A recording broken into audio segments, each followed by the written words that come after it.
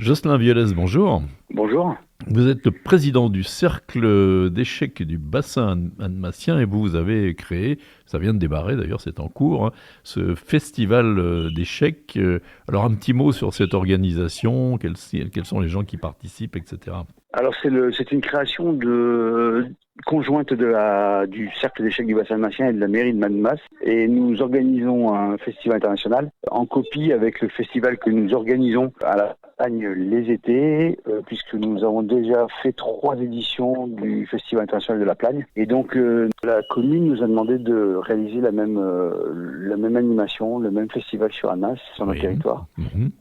Donc nous avons une base de données de beaucoup de joueurs étrangers. Oui. Nous avons contacté et au jour d'aujourd'hui, nous avons un petit 200 joueurs qui viennent participer à ce festival pour toute la semaine sur Annemasse. D'accord, donc des gens qui viennent un peu du monde entier ou principalement d'Europe peut-être. Alors oui, principalement d'Europe, mais on a par exemple une délégation d'une vingtaine de joueurs indiens, de deux ou trois Américains, Brésiliens, Ukrainiens, je crois qu'il y a 5 Ukrainiens, des Roumains, Hongrois, des Géorgiens, vous voyez, il y a Oui, c'est large, effectivement. quelques Oui. Suisses, quelques Ouais. Français, voilà. Ouais, non, on peut dire effectivement du monde entier sans problème. Alors le niveau de ce festival, je veux dire, on se classe comment dans c'est une compétition quand même, hein. Alors la plupart des gens d'ailleurs tous les participants ont une licence auprès de leur fédération respective. Et donc, ils peuvent participer à des festivals comme ça internationaux, donc avec leur licence nationale. La plupart des joueurs ont déjà un classement qui s'appelle le classement Elo. Et donc, il y a des joueurs professionnels, bien sûr, qui viennent du monde entier pour bien sûr gagner de l'argent, puisqu'il y a de l'argent à gagner. Oui. Il y a des prix, qu'on soit professionnel ou amateur.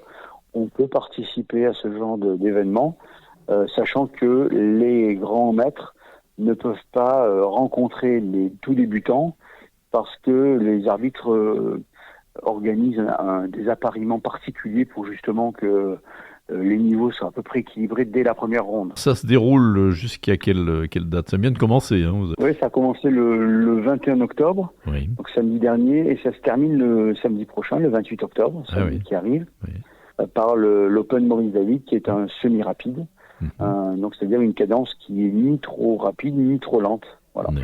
Oui, parce qu'il y a des niveaux de vitesse hein, dans le jeu, j'imagine. Hein, donc des cadences différentes, effectivement. Absolument, oui. Donc ce festival est composé de 3 tournois. Le tournoi principal à cadence lente, c'est-à-dire que chaque joueur bénéficie de 1h30 de jeu, plus 30 minutes de jeu au 40e coup. Ce qui peut faire des parties de 4, 5, jusqu'à 6 heures maximum. Ça, c'est pour le tournoi principal. Et puis, jeudi matin, il y a que le matin 9 parties en cadence très rapide. On appelle ça le cadence blitz, puisqu'il s'agit de 3 minutes par joueur. Donc ça va très très vite. Et puis, je vous en ai parlé, le festival, l'Open Maurice David, qui se jouera samedi, qui lui a une cadence semi-rapide en 12 minutes par joueur. Tout à fait. Tout ça, ça se passe donc au complexe Martin Luther King. Alors, j'imagine que le public est peut-être difficilement admissible, parce qu'il faut quand même qu'il se concentre. Comment est-ce que ça se passe pour que le public puisse suivre ces compétitions? Oui, alors les joueurs qui participent à la compétition sont munis de bracelets, et donc ils sont identifiables par les arbitres qui peuvent les faire rentrer dans la salle, bien évidemment, mais uniquement que.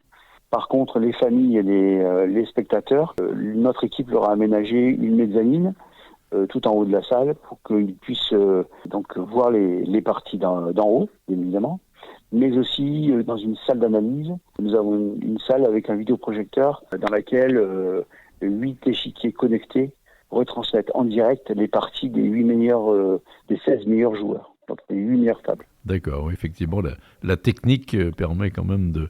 Voilà, parce que s'il y avait du monde dans la salle, je pense que ça serait effectivement un peu compliqué.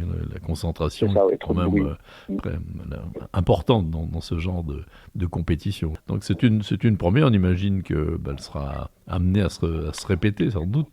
Oui, alors il est prévu que ce festival s'inscrive dans la durée, que ce soit un événement pérenne. Donc la prochaine édition... puisqu'on va bientôt probablement l'annoncer à la fin de ce festival, sera la première semaine des vacances d'automne l'année prochaine, en 2024. toujours sur le site de Martin Luther King qui se prête parfaitement à ce type de manifestation.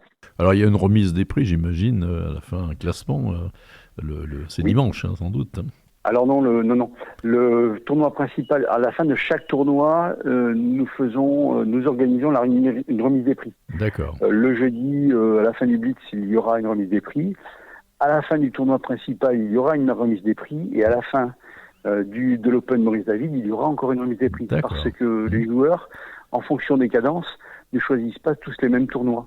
Oui, ils ne font pas tous les tournois. Donc, pour éviter que les personnes puissent ne pas revenir pour récupérer leur prix, nous organisons une remise de prix à chaque fin de tournoi. J'imagine qu'il y en a qui vous quittent entre-temps, d'autres joueurs qui arrivent peut-être, etc. Et d'autres qui arrivent effectivement d'autres contrées. Ouais. Voilà. Combien de personnes dans votre club déjà, et puis on a une idée du nombre de gens qui jouent de manière un peu professionnelle en France? Alors en France, de mémoire, je crois qu'on était cette année 65 000 licenciés au sein de la Fédération française d'échecs. Et dans notre club ici à Annemasse, nous avons fini l'année à 321 adhérents, dont un peu plus de 220 enfants. D'accord. Donc notre population cible est bien sûr les enfants, puisque nous intervenons dans beaucoup d'écoles dans le cadre périscolaire, sur l'agglomération d'Annemasse, mais plus largement également. D'accord. Voilà. Donc c'est un club qui se porte bien. bien. Oui, puis les pistes de développement sont la maison pénitentiaire à Bonneville, dans laquelle nous avons déjà donné des cours par le passé, les maisons de retraite, et puis les centres de personnes avec porteurs de handicap. Voilà. Bien, puisque c'est le seul sport qui permet à tous de jouer, qu'on soit homme contre une femme, un enfant contre un adulte ou un valide contre un invalide. C'est ça. Oui, l'essentiel, c'est le niveau, effectivement. Donc, c'est ça. On peut imaginer qu'il y a des jeunes qui sont déjà très, très affûtés, là, sans doute. Complètement, oui, bien sûr. Oui. Et merci pour cet éclairage sur ce premier festival, parce que c'était le premier. Encore quelques jours si vous voulez assister naturellement aux parties, puisque l'entrée est payante, elle est libre. Comment est-ce que ça se passe? Pour les joueurs, elle est payante, bien sûr, et pour les visiteurs, bien sûr, c'est libre complètement. Voilà, je pensais surtout aux spectateurs, effectivement. Peut-être rappeler une adresse internet de votre club, tant qu'on y est. Oui, alors l'adresse internet du club est le www.cabéchec.fr et le site du festival, c'est le www.échec-annemassaglo.com. Jocelyn Violès, merci et bon tournoi. Merci à vous, bonne journée. Au revoir. Merci.